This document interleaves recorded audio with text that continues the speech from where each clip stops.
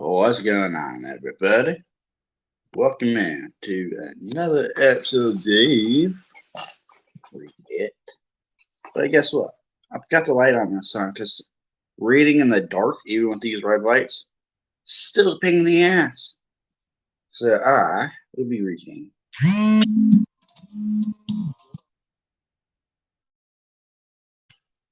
Like alarms.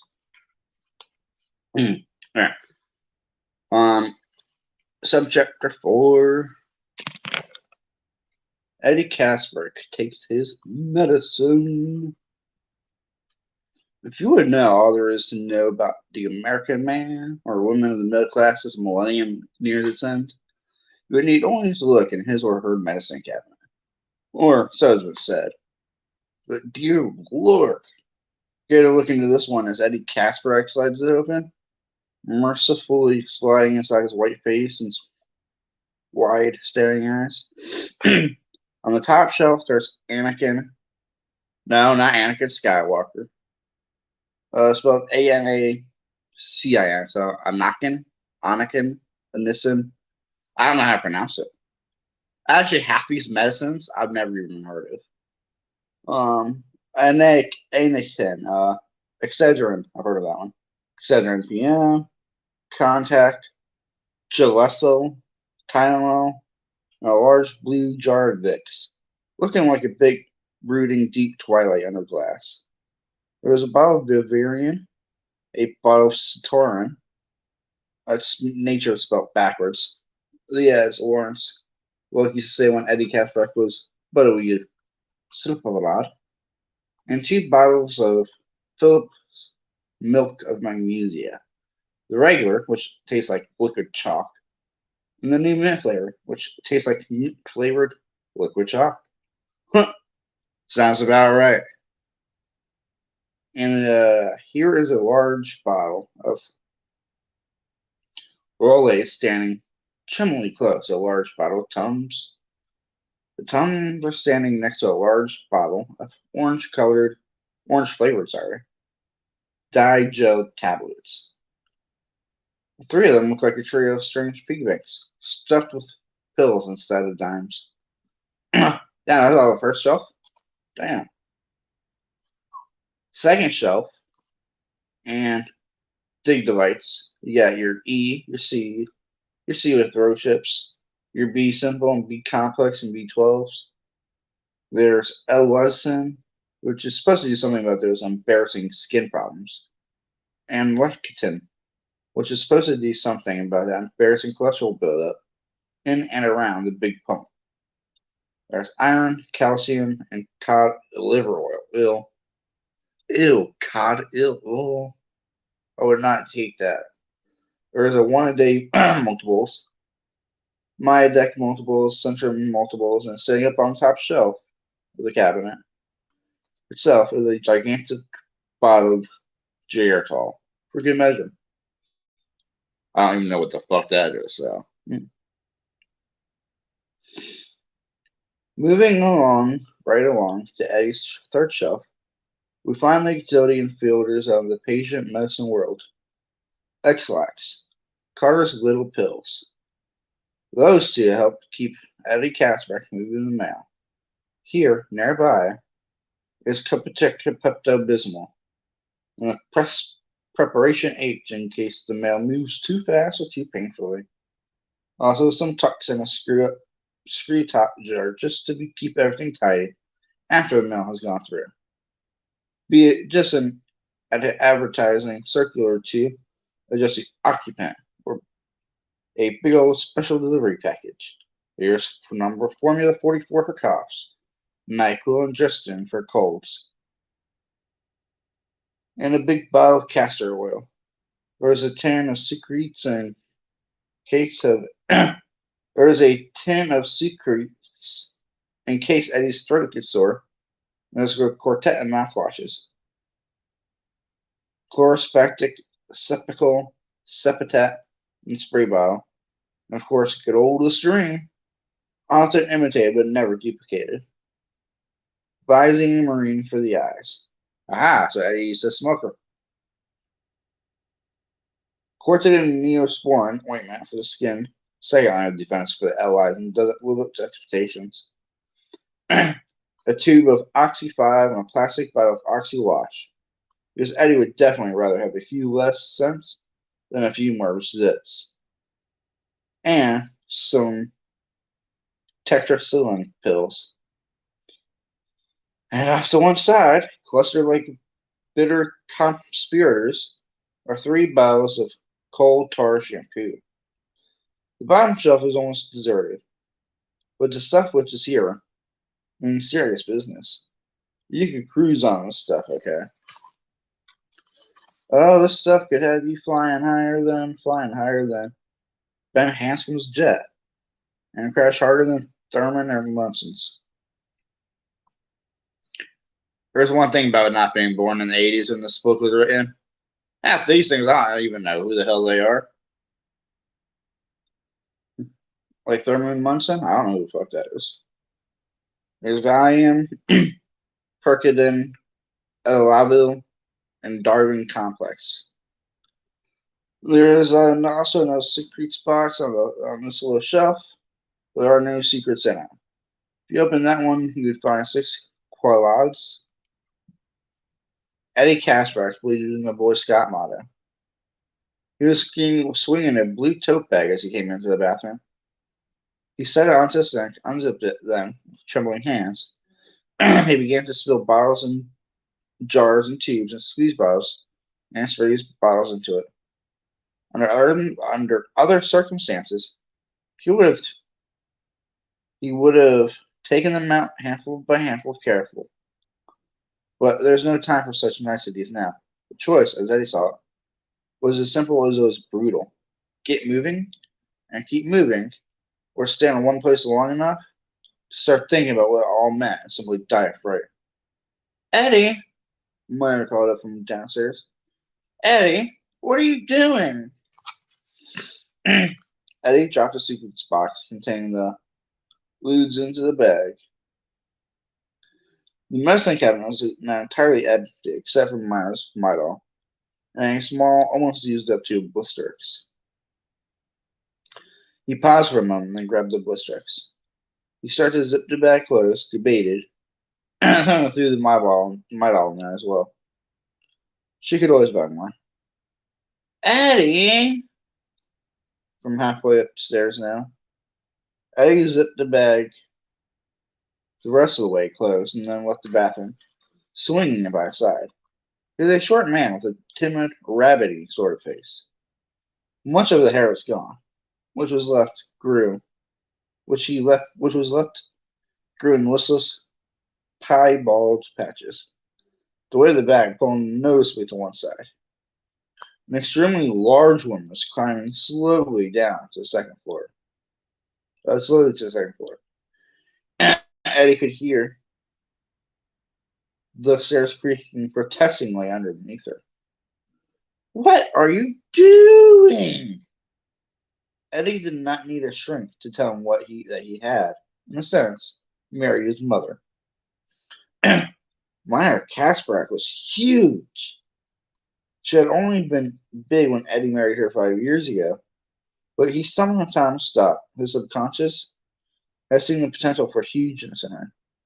God knew his own mother had been a whopper, and she was somehow more huge than ever as she reached the second floor landing. She was wearing a white nightgown, which swindled a cumber-like at bosom and hip. Her face, devoid of makeup, was white and shining. She looked badly frightened. I have to go away for a while, Eddie said. What do you mean you have to go away? What was that telephone call? Nothing, he said, flinging abruptly down the hallway to their walk-in closet. He put the tote bag down, opened the closet's fold-back door, and right beside the half-dozen identical black suits which hung there, as conspicuous as a thundercloud among the other, more brightly colored clothes. He always wore one of the black suits when he was working. He bent into the closet, spilling mothballs on the wall, and pulled out one of the suitcases from the back. He opened it and began throwing clothes in. Her shadow fell over him. What's this about, Eddie? What aren't you telling? Where are you going? You tell me. I can't tell you. She stood there, watching him, trying to decide what to say next, or what to do.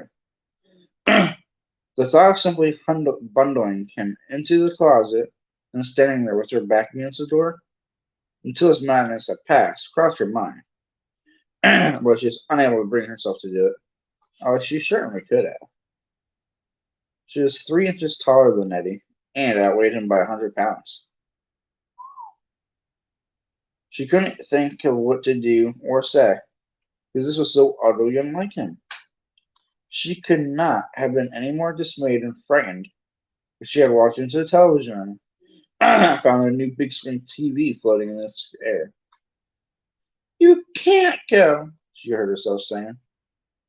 You promised you'd get me Alpacino's autograph. It was absurdity. God knew it was. But at this point, even absurdity was better than nothing. You'll still get it, Eddie said. You'll have to drive him yourself.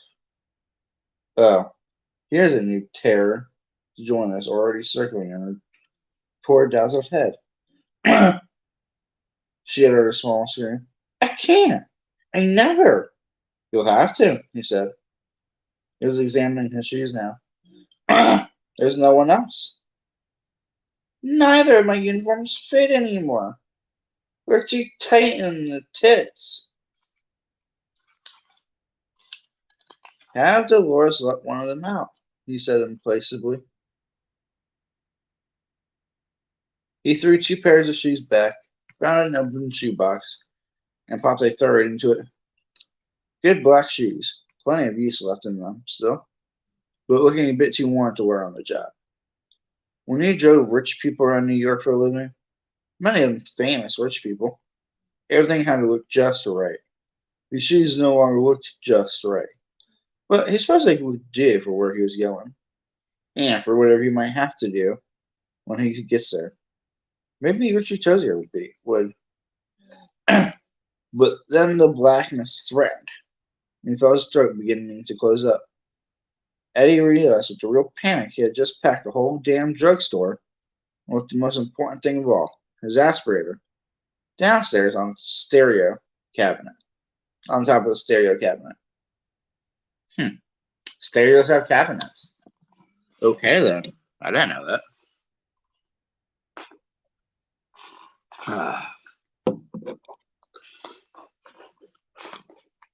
It always sucks when you lose water. Got a hole in my mouth. Well, obviously, there's a hole in my mouth, a hole in my lip, right?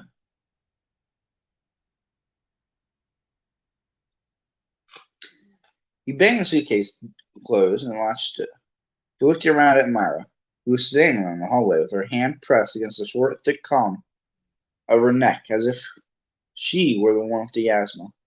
She was staring at him, her face full of perplexity and terror. And terror. And he might have felt sorry for her, but his heart had not already been so filled with terror for himself. What happened, Eddie? Who was that on the telephone? Are you in trouble? You are, aren't you? What kind of trouble are you in? He walked toward her, zipper bag in one hand and suitcase in the other, standing more or less straight now, even though now that he was more evenly weighted. She moved in front of him, blocking off the stairway, at first as she would not give way. Then his face was about to crash. With the soft roebuck of her breasts, she did give way, fearfully. As he watched past, never slowing, she burst into miserable tears. I can't drive up Bikina, she bawled. I'll smash into a stop sign or something. I know I will. Eddie, I'm scared. He looked at the Seth Thomas clock on the table by the stairs. 9:20. The canned-sounding Delta clerk had told him he had already missed the last flight north to Maine. That one had left LaGuardia at 8:25. He had called Amtrak and discovered there was a late train to Boston departing Penn Station at 11:30. They dropped him off at South Station. where he could take a cab to the offices of Cape Cod Limousine on Arlington Street. Cape Cod and Eddie's company, Royal Crest, had worked out a useful and friendly reciprocal arrangement over the years. Quick call to Butch Carrington, Boston, and taking care of his transportation north. Bush said he would have a Cadillac limo, gas and ready for him. So he would go in style. Yeah, with no pain in the ass client sitting in the backseat, sticking the air with his big cigar, asking if Eddie knew where he'd score a broad or a few grams of coke or both. Going in style, alright, he thought. Only way you could go in more style would be if you were going in here in a hearse. Don't worry, Eddie. That's probably how you'll be coming back. If there's enough left to pick you up, that is. Eddie! 9:20. Plenty of time to talk to her. Plenty of time to be kind. But it would be so much better if this had been her whist night. If he could have just slipped out, leaving a note under one of the magnets on the refrigerator door. Refrigerator door was where he left all of his notes from Myra, because there she never missed them. Leaving that way, like a fugitive, would not have been good. This was even worse. This was likely. This was like having to leave home all over again. And that had been so hard he'd had to do it 3 times. Damn. Sometimes home's where the heart is, Eddie thought randomly. I believe that. Old Bobby Frost said, home's a place when you have to go there, they have to take you in. Fortunately, it's also a place where, and you're in there, they don't ever want to let you out. He stood at the head of the stairs. Forward motion temporarily spent. Filled with fear, breathing, breath wheezing noisily in and out of the pinhole his throat had become, and regarding his weeping wife. Come on downstairs. Come on downstairs and I'll tell you what I can, he said. Eddie put his 2 bags, clothes in one, mess in the other, by the door in the front hall. He remembered something else then, or rather, the ghost of his mother, who had been dead many years, but still spoke frequently in his mind, remembered for him. You know when your feet got wet, you always get cold, Eddie. You're not like other people. You have a very weak system. You have to be careful. That's why you must always wear your rubbers when it rains. It rained a lot in Derry. Eddie opened the front hall closet, got his rubbers off the hook where they hung neatly in a plastic bag, and put them in his clothes suitcase. That's a good boy, Eddie. That's a good boy, Eddie. He and Myra had been watching TV when the shit hit the fan. Eddie went into the television room and pushed a button which lowered the screen of the Merle Vision TV. The screen was so big that it made Freeman McNeil look like a visitor from Bada Bing Ding. Let me actually try to read the fucking word. Rob Dingang. Rob Dingnag on Saturday afternoons. Fuck, Melmac is easier to say than that. What's up, Carly? Welcome, man. He picked up the telephone and called a taxi. The dispatcher told him it would probably be 15 minutes. Eddie said there was no problem. He hung up and grabbed his aspirator off the top of their expensive Sony compact disc player. I spent $1,500 on a state-of-the-art sound system so that Myra wouldn't miss a single golden note on her Barry Manilow records and her Supreme's greatest hits, he thought. And then I felt a flush of guilt. That wasn't fair. And he damn well knew it. Myra would have been just as happy with her old scratchy records as she was with the new 45 RPM laser discs. Just as she would have been happy to keep on living in an old little 4-room house in Queens So they're both old and fat and gray. Old and gray. And, if the truth are told, there was a little snow on Eddie Kaspbrak's mountain already. He had brought the luxury sound system for the same reasons that he had bought this low fieldstone house on Long Island. We the two of them often rattled around like the last two peas in a can, because he had been able to, and because they were ways of appeasing the soft, frightened, often bewildered, always implacable voice of his mother. Though there were ways of saying, "I made it, Ma. Look at all this. I made it. Now will you please, for Christ's sake, shut up a while?" Eddie stuffed the aspirator into his mouth and, like a man miming suicide, pulled the trigger. A cloud of awful licorice taste, rolled and boiled its way down his throat, and Eddie breathed deeply. You could feel breathing passages opening, which had almost closed, start to open again. The tightness in his chest started to ease. Suddenly, he heard voices in his mind. Ghost voices. "Didn't you get the note I sent you?" "I got it, Mrs. Kepper, but—" "Well, in case you can't read, Coach Black, let me tell you in person. Are you ready?" "Mrs. Kaspbrak." "Good. Here it comes. From my lips to your ears. Ready? My Eddie cannot take physical education. I repeat, he cannot take phys eds. Eddie is very delicate, and if he runs or jumps—" "Miss Kaspbrak, I have the results of Eddie's last physical on file in my office. That's a state requirement. It says that Eddie is a little small for his age, but otherwise he's absolutely normal. So I called your family physician just to be sure, and he confirmed." "Are you saying I'm a liar, Coach Black? Is that it? Well, here we have us. Here, Eddie, stand right beside me. Can you hear the way he's breathing? Can you?" "Mom, please, I'm all right." "Eddie, you know better than that. I taught you better than that. Don't interrupt your elders." "I hear him, Mrs. Kaspbrak, but—" "Do you? Good.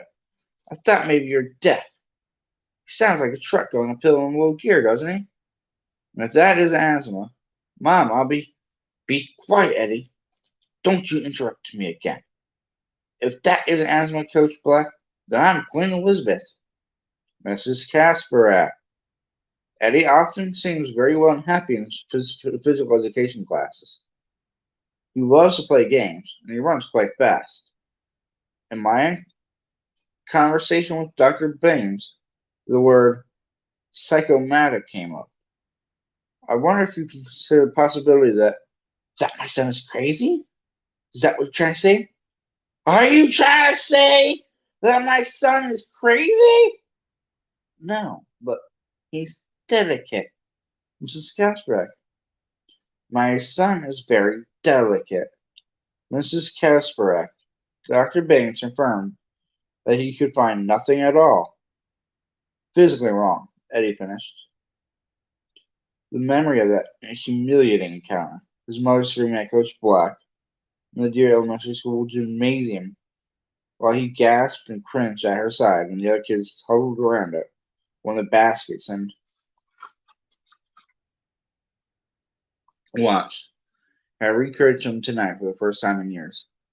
Nor was that the only memory which Mike Hamlin's call was going to bring back. He could feel many others, as bad or even worse, crowding and jostling like sailed madhoppers, bottlenecked in a department store doorway. But soon the bottleneck would break, and they would be along. He was quite sure of that. And what would they find on sale? His sanity? Could be. Half price. Smoke and water damage. Everything must go. Nothing physically wrong, he repeated. Took a deep, shuddering breath and stuffed the aspirator into his pocket. "Eddie, please tell me what all this is about." Tear tracks shone on her chubby cheeks. Her hands twisted restlessly together in a pair of pink and hairless animals at play. Once, shortly before actually proposing marriage, he had taken a picture of mine which I gave him and had put it in next to one of his mother, who had died of congestive heart failure at the age of 64. At the time of her death, Eddie's mother had topped the scales at over 400 pounds. 406 to be exact. She had become something nearly monstrous by then. Her body had seen nothing more than boobs, butt, and belly. All body had seen nothing, all overtopped by a pasty, perpetually dismayed face. But the picture of her which he put next to Myra's picture had been taken in 1944, 2 years before he had been born. "You are a very sickly baby," the ghost mom whispered in his ear. "Many times we despair over your life." In 1944, his mother had been a relatively select 180 pounds.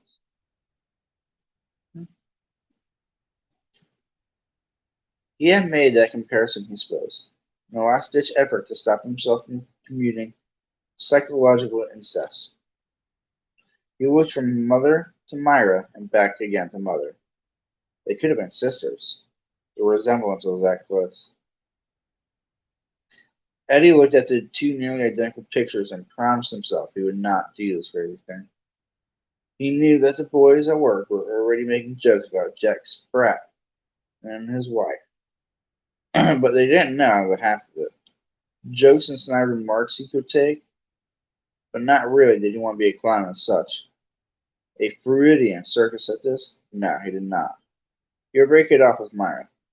He would let her down gently because she was really very sweet, and had even less experience with men than he with women. And then,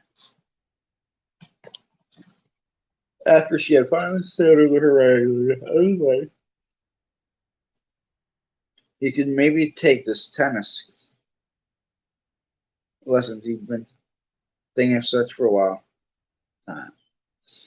Eddie Ashman seems very well and happy in his physical education classes. Or there's the pool memberships they're selling the UN Plaza Hotel. Eddie loves play games. Not to mention the health club which had opened up on 3rd Avenue across from the garage. Eddie runs quite fast when he's not here now. Eddie runs quite fast. He runs quite fast when you're not here. Runs quite fast when there's nobody to remind him of how delicate he is. I see it in his face, Mrs. Casper, that he knows even now at the age of 9. He knows that the biggest favor in the world he could do himself would to be running any direction you're not in. You're not letting him go, Miss Casper. Let him run.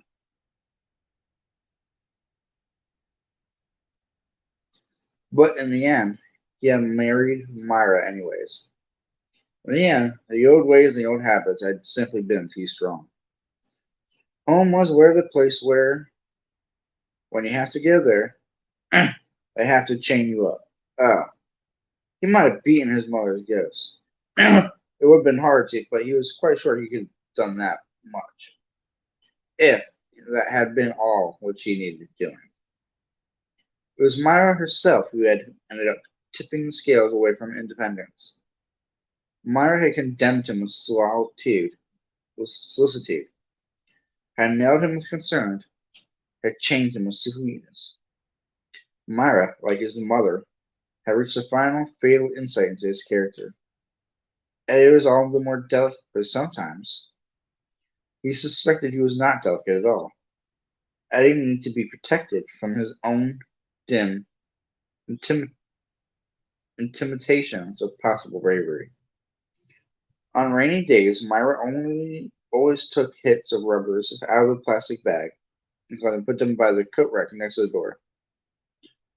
Beside his plate of unbuttered wheat toast each morning was a dish of what might have taken at a casual glance for multicolored pre-sweetened children's cereal, but which was a closer look would have been revealed to be a whole spectrum of vitamins, most of which would have revealed to be a whole spectrum of vitamins. Fuck, I just read the same line like 3 times today. Most of which Eddie had in his medicine bag right now.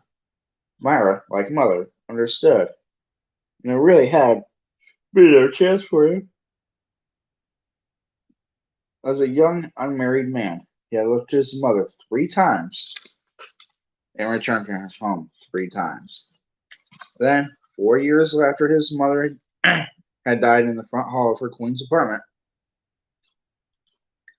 locking the door so completely with her bolt that the Medcu guys, called by the people downstairs when they heard the monstrous thud of Miss Casper going down for the final count, had to break in through the locked door between the apartment's kitchen and the service stairwell. He had returned home for a 4th and final time. At least he had delivered then it was for the final time. Home again, chickadee jag. Home again, with Myra the hog. A hog she was. But she was a sweet hog, and he loved her. And there had really been no chance for him at all. She had drawn him in with her fatal hypnotizing snake's eyes of understanding. Home again forever. He had died again. Much appreciated, Relics. Hope you're enjoying it. But maybe I was wrong, he thought. Maybe this isn't home, nor ever was. Maybe home is where I have to go tonight. Home is where the place where you have to go there. You have to finally face a thing in the dark. He shuddered helplessly, as if he had gone outside without his rubbers. He caught a terrible chill. Eddie, please! She was beginning to weep again. Tears were her final defense, just as they had been in his mother's. The soft weapon which always paralyzes, which turns kindness and tenderness into fatal chinks in one's armor. Not that he'd ever worn much armor anyways. Suits of armor did not seem to fit him very well. Tears had been more than a defense for his mother. They had been a weapon. Myra had rarely used her own tears so cynically. But, cynically or not, he realized she was trying to use them that way now. And she was succeeding. He couldn't let her. It would be too easy to think of how lonely it was going to be, sitting in the seat on that train as they barreled north toward Boston through the darkness. His suitcase overhead and his tote bag full of his nostrums between his feet. The fear sitting on his chest like a rancid Vicks pack. Too easy to let Myra take him upstairs and make love to him, aspirins and an alcohol rub, and put him to bed, where they might or might not make a franker sort of love. They had promised. Promised. Myra, listen to me, he said, making his voice purposely dry, purposely matter of fact. She looked at him with her wet, naked, terrified eyes. He thought he would try to explain now, as he best he could. He would tell her how Mike Hanlon had called and told him that it had started again, and yes, he thought most of the others were coming. But what came out of his mouth was much sand stuff. Go down to the office first thing in the morning. Talk to Phil. Tell him I had to take time off, or take off, and that you'll drive Pekina. Annie, I just can't, she wailed. He's a big star. If I get lost, he'll shout at me. I know he will. He'll shout. They all do when the driver gets lost, and I'll cry. There could be an accident. There probably will be an accident, Eddie. Eddie, you have to stay home. For God's sake, stop it. She recoiled from his voice, hurt. Although Eddie grabbed his aspirator, he would not use it. She would see that as weakness, One she could use against him. Dear God, if you are there, please, believe me when I say I don't want to hurt Myra. I don't want to cut her. Don't even want to bruise her. But I promise. We all promise. We swore in blood. Please, God, please help me. I have to do this. I hate it when you shout at me, Eddie, she whispered. Myra, I hate when I have to, he said, and she winced. There you go, Eddie. You hurt her again. Why don't you just punch her around and throw him a few times? That'd probably be kinder and quicker. Certainly. Probably it was the thought of punching someone around the room which caused the image to come. He saw the face of Henry Bowers. It was the first time he had thought of him that Bowers in years. And it did nothing for his peace of mind. Nothing at all. He closed his eyes briefly, then opened them and said, You won't get lost, and he won't shout at you. Mr. Piccino is very nice, very understanding. He had never driven Piccino around in his life. Was on this side of the lie. According to popular myth, most celebrities were shitheels. But anybody who was driven enough of them to run was usually wasn't true. There were, of course, exceptions to the rule, and in most cases, the exceptions were real monstrosities. He hoped fervently, for Myra's sake, Piccino wasn't one of them. Is he? Yes, he is. How do you know? Demetrios drove him 2 or 3 times when he worked at Manhattan Limousine, Eddie said glibly. He said Mr. Piccino always tipped at least $50. I wouldn't care if he only tipped me 50 cents, as long as he didn't shout at me. Myra, it's all as easy as 1, 2, 3. 1. Make the pickup at St. Reggie's tomorrow at 7 p.m. and take him over to the ABC building. They're retaping the last act of this play Piccino's in. American Buffalo, I think it's called. 2. You take him back to St. Regis around 11. 3.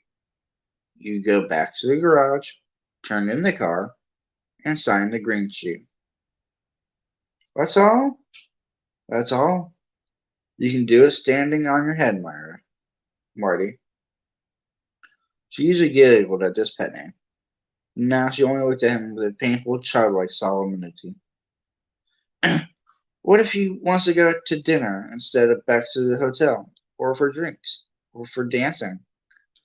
I don't think he will, but if he does, you take him. If it looks like he's going to be party all night, you can call Phil Thompson on the radio phone after midnight. But then he'll have a driver free to relieve you.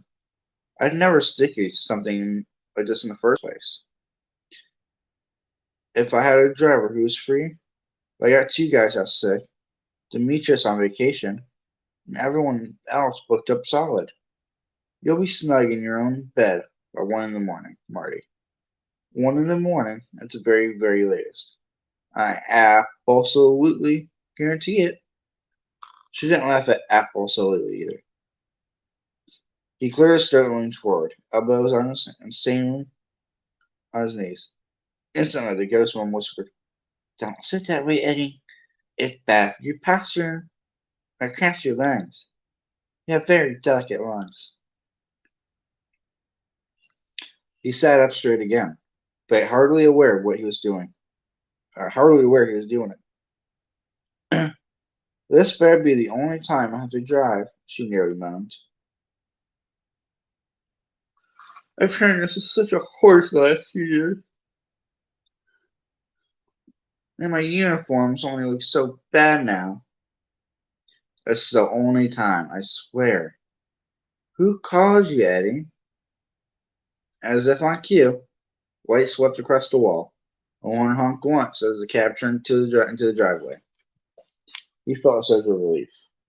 They had spent the 15 minutes talking about Piccino instead of Derry, and Mike Hamlin and Henry Bowers. And that was good. Good for Myra, and good for him as well. He did not want to spend any time thinking or talking about those things until he had to. Eddie stood up. It's my cab. She got up so fast she tripped over the hem of her own nightgown and fell forward. Eddie caught her, but for a moment she was in grave doubt. She had weighed him by 100 pounds, and she was beginning to blubber again. Eddie, you have to tell me. I can't. There's no time. You never kept anything from me before, Eddie. She wept. And I'm not now. Not really. I don't remember it all. At least not yet. The man who called was an old friend. You'll get sick, she said desperately, following him out as he walked toward the front hall again. I know you will. Let me come, Eddie, please. I'll take care of you. Pequeno can get a cab or something. You won't kill him. What do you say, okay? Her voice was rising, becoming frantic. and to Eddie's horror, she began to look more and more like his mother. His mother, as she had always looked in the last months before she died. Old and fat and crazy. I'll rub your back and see that you get your pills. I'll help you. I won't talk if you don't want me, but you can't tell me everything. You can tell me everything, Eddie. Eddie, please don't go. Eddie, please, please. He was turning down the hall towards the front door now, walking blind, head down, moving as a man moves against a high wind. He seemed to weigh 100 pounds. He could feel her plump, pink hands on one, touching, exploring, pulling with hopeless desire, but no real strength. Strength to seduce him with her sweet tears of concern, trying to draw him back. I'm not going to make it, he thought desperately. The asthma was worse now. Worse than it had been since he was a kid. He had reached for the doorknob, but it seemed to be receding from him, receding into the blackness of outer space. If you stay, I'll make you a sour cream coffee cake. Ew! Who the fuck would eat a sour cream coffee cake? That sounds disgusting. Stephen King, what the fuck made you think of that, dude? Ugh, gross. What popcorn? I'll make your favorite turkey dinner. I'll make it for breakfast tomorrow morning if you want. I'll start right now. And giblet gravy. Hey, please, I'm scared, and you're scaring me so bad. She grabbed his collar and pulled him backward, like a beefy cop putting a grab on a suspicious fellow who was trying to flee. With a final fading effort, Eddie kept going, and when he was at the absolute end of his strength and ability to resist, he felt her grip trail away. She gave one final wail. His fingers closed around the doorknob. How blessedly cool it was. He pulled the door open and saw a checker cab sitting out there, an ambassador from the land of sanity. The night was clear. The stars were bright and lucid. He turned his back to Myra, whistling and wheezing. You need to understand that this isn't something I want to do, he said. If I had a choice, any at all, I want to go. Please understand that, Marity. I'll be coming back. Oh, but that felt like a lie. When? How long? A week. Or maybe 10 days. Surely, no longer than that. A week! She screamed, clutching at her bosom like a diva in a bad opera. A week? 10 days? Please, please! Marty, stop, okay? Just stop. For a wonder, she did. Stopped and just looked at him with her wet, bruised eyes. Not angry at him, only terrified for him, and, coincidentally, for herself. And, perhaps for the first time in all the years he had known her, he felt that he could love her safely. Was that part of going away? He supposed it was. No. You could flush that suppose he knew it was. Already, he felt like something living in the wrong end. Already, he felt like something living in the wrong end of a telescope. But it was maybe alright. Was that what he meant? They had finally decided it was alright to love her? That it was alright, even though she looked like his mother, when his mother had been younger? And even though she ate brownies in bed while watching Hardcastle and McCormick Island or Falcon Crest, and the crumbs always got on his side. Even though she wasn't all the brightest, even though she understood and condoned his remedies in the medicine cabinet, she kept her own in the refrigerator? Or was it? Could it be that? These other ideas were all things he had considered in one way or another, at one time or another, during his oddly entwined lives as a son and a lover and a husband. Now, on the point of leaving home for like the absolutely last time, a new possibility came to him. And, startled wonder brushed him in the wing of something large. Bird. Could it be that Myra was even more frightened than he was? Could it be that his mother had been? Another daring memory came shooting up from his subconscious, like a balefully fizzing firework.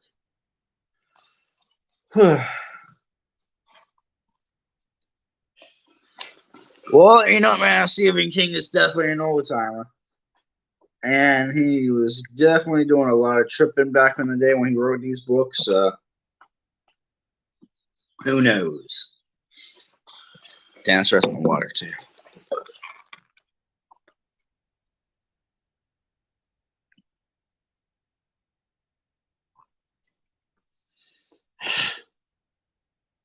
There had been a shoe store downtown on Center Street. The Shoe Boat. Oh, I actually remember this chapter. I remember because I was listening to the audiobook chat, and I remember this part actually. Eddie got to the Shoe Boat. His mother had taken him there one day. He thought he could have been no more than 5 or 6. Told him to sit still and be good while she got a pair of white pumps for a wedding. Excuse me, Jeff. So he sat still. It was good while his mother talked to Mr. Gardner. He was one of the shoe clerks, but he was only 5 or maybe 6. And after his mother had rejected the third pair of white pumps Mr. Gardner showed her, Eddie got bored and walked over to the far corner to look at something he had spotted there. At first, he thought it was just a big crate standing on end. When he got closer, he decided it was some kind of desk. But sure, he was the kookiest desk he had ever seen. So narrow. It was made of bright polished wood, with lots of curvy inlaid lines and carved jiggers in it. Also, there was a little flight of 3 stairs leading up to it, and he had never been seen a desk with stairs. When he got right up to it, he saw that there was a slot at the bottom of the desk thing, a button on one side, and on top of it, entrancing, was something that looked exactly like Captain Video's space scope. Eddie walked around to the other side. There was a sign. He must have been 6, because he had been able to read it, softly whispering each word aloud. Do your shoes feel right? Check and see. He went back around, climbed the 3 steps on the little platform, and then stuck his foot into the slot at the bottom of the shoe checker. Did his shoes fit right? Eddie didn't know, but he was sure while to check and see. He socked his face into the rubber face guard and thumbed the button. Green lights flooded his eyes. Eddie gasped. He could see a foot floating inside a shoe, filled with green smoke. He wiggled his toes, and the toes he was whacking at wiggled right back. There it is, all right, just as he had suspected. And then he realized it was not just his toes he could see. He could see his bones, too. The bones in his foot. He crossed his great toe over his second toe. So his big toe, gotcha. As if sneakily warding off the consequences of telling a lie. And the eldritch bones, or, making a promise and crossing your fingers.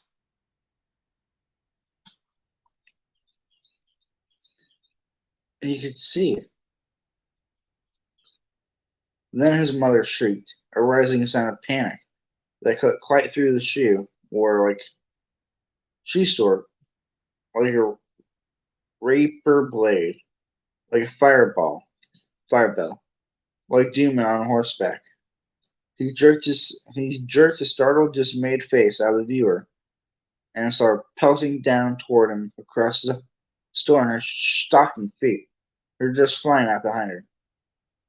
She knocked a chair over, one of those shoe measuring things that had always stilled his feet went flying. Her bosom heaved. Her mouth was a scarlet O of horror. Faces turned to follow her progress. "Hey, get off of there!" she screamed. "Get off there! Those machines give you cancer! Get off there! Eddie! Eddie!" He backed away as if the machine had suddenly grown red hot. In his startled panic, he had forgotten. Alright, first off, though, I've never even heard of one of those machines. Like, where you. Yeah, I've never heard of one of those before. That sounds pretty dope. Being was like x-ray your feet for free. He backed away.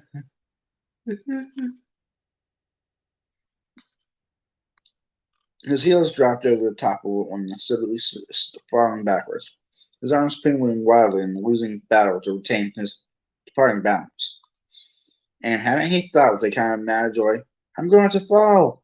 I'm going to find out what it feels like to fall and swamp but my head. Good for me!" Hadn't he thought that? Or was it only the man imposing his own self-serving adult ideas over whatever his child's mind, always roaring with confused summaries and half-perceived images which lost their sense in very brightness, had thought, or tried to think. Either way, it was a moot question. He had not fallen. His mother had gotten there in time. His mother had caught him.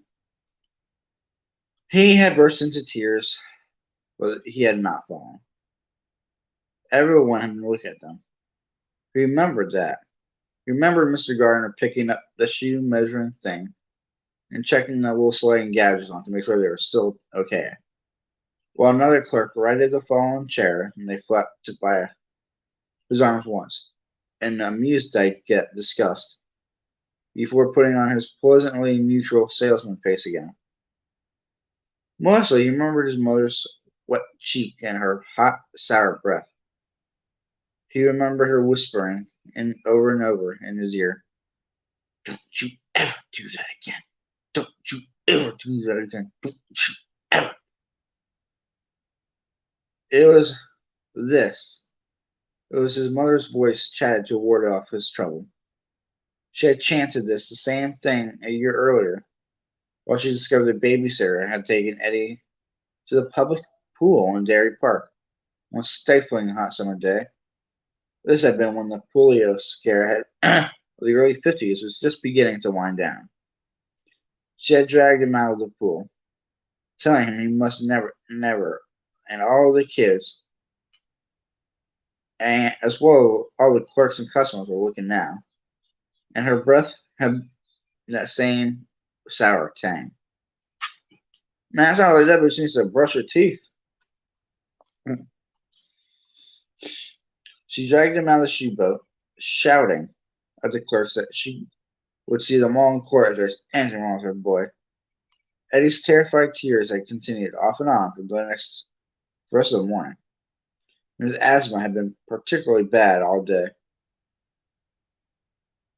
That night, he had lain awake for hours past the time he was usually asleep, wondering exactly what cancer was. As if it was worse than polio. If it killed you, how long it took if it did, and had it hurt before you died. And how bad it hurt before he died. He also wondered if he would go to hell afterward. The threat had been serious, he knew that much. She had been so scared. That was how he was now.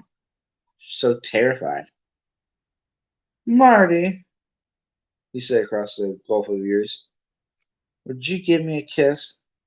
She kissed him and hugged him so tightly, While she was doing it, the, his the bones in his back groaned.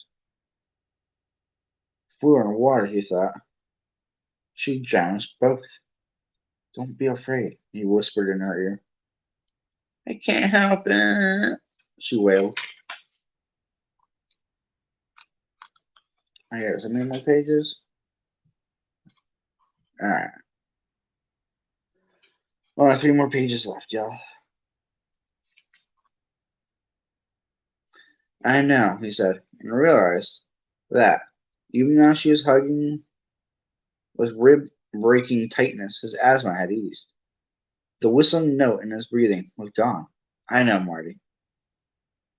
The taxi driver honked again. What do you call? She asked him tremulously. If I can. Eddie, can't you please tell me what it is? And suppose he did. How far would he go towards setting her mind at rest? Marty, I got a call from Mike Hamill tonight. And this is just him thinking it, by the way. And we talked for a while, but everything we said boiled down to 2 things. It started again. Mike said, will you come? Mike said. And I've got a fever, Marty. And only if it's a fever, you can't damp down with an aspirin. And after I shortness of breath, this goddamn aspirator won't touch.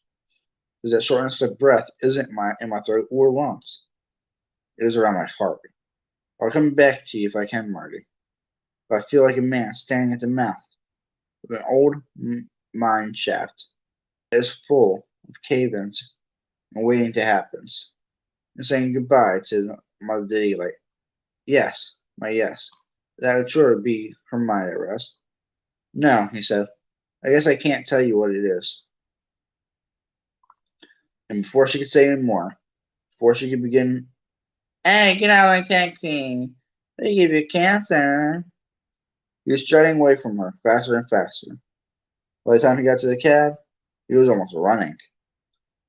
She was still standing in the doorway when the cab backed into the street, still standing there when they started for the city. A big black woman shadow cut out of the light spilling from their house. He waved. He thought she raised her hand in return. Where are we headed tonight, my friend? The cabbie asked. Penn Station, Eddie said. And his hand relaxed on the aspirator. His asthma had gone to wherever it had went to brood between its assaults on his bronchial tubes. He felt almost well. But he needed the aspirator worse than ever, 4 hours later. Coming out of a light doze out, all in a single spasmodic jerk that caused his fellow in the business seat across this way to lower his paper, look at him with finally apprehensive curiosity. I'm back, Eddie! The asthma yelled gleefully. I'm back, and oh, damn! This time I might just kill you. Why not? Gotta do it sometime, you know. Can't fuck around with you forever. Eddie's chest surged and pulled. He groped for the aspirator, found it, pointed it down his throat, and pulled the trigger. Then he sat back in the tall Amtrak seat, shivering, waiting for the relief, thinking of the dreams from which he had just awakened. Dream? Christ, if that's all that was. If there had been, Christ, if that had been all that was. Thinking that was all. He was afraid it was more than a memory, than a dream. In it, there, he had been a green light, like inside of a shoe store X-ray machine. And a reporting leaper had pursued examining boy named Eddie Kasparak through tunnels under the earth. He ran and ran.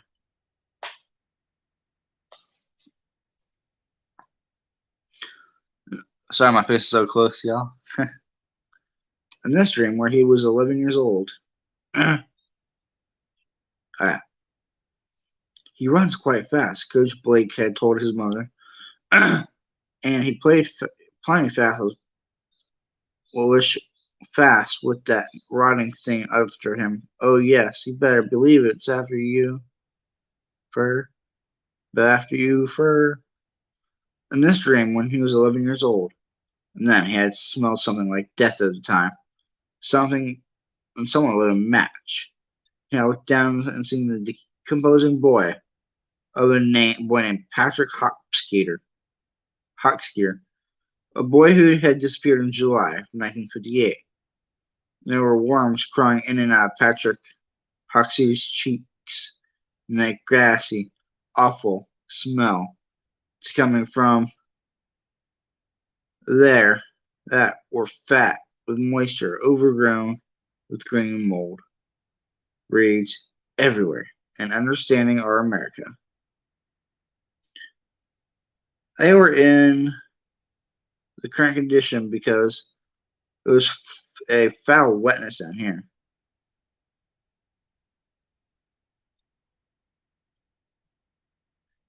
However, I spent my summer vacation. A theme by Patrick Hockstetter. Hockstetter, I'm sorry. I spent it down in Toto. Moss grew on my books and they swallowed up inside the Sears catalogs. Eddie opened his mouth to scream, and that was when the scabrous fingers of the leper glittered around his cheek and plunged themselves into his mouth. And that was when he awoke up with that back snapping jerk to find himself not in the sewers in Gary, Maine, but in an Amtrak club car. The head of the train speeding across Rhode Island under a big white moon.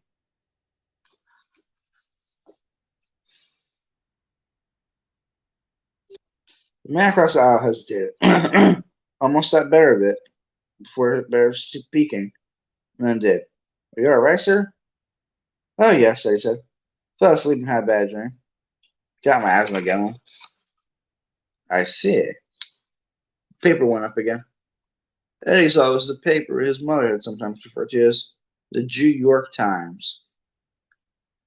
Eddie looked out the window at a sleeping landscape, lit only by ferrymen. Here and there were houses, or sometimes clusters of them, most dark, a few shining lights, a few showing lights. But the lights seemed. Lost my train of thought. Lost my spot. Sorry.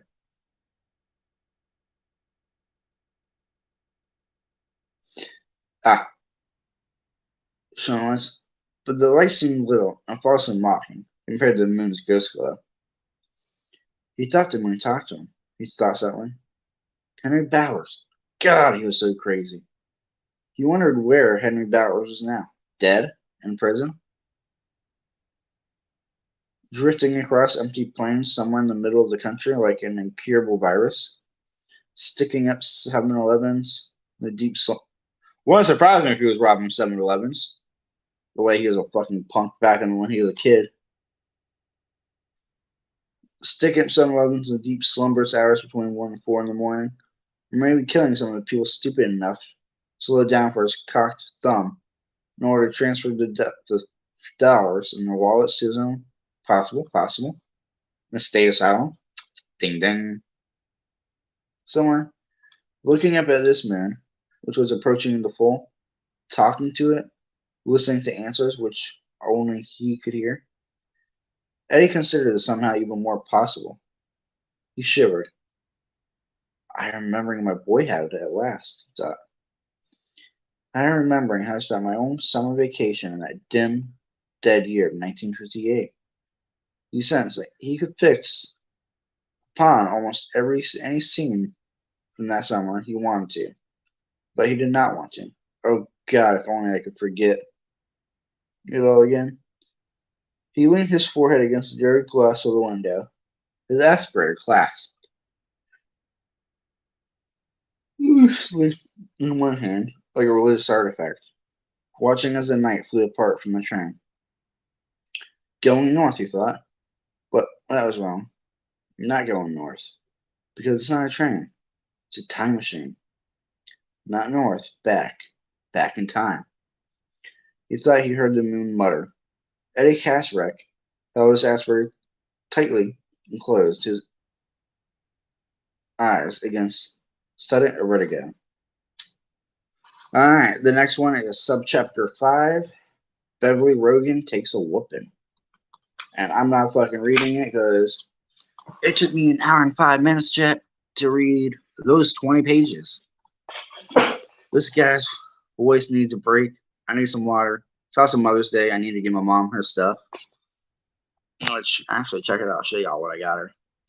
I got her a gay balloon the other day, but because my garage is like super hot, I didn't want it popping, so I gave them to her early. But yeah.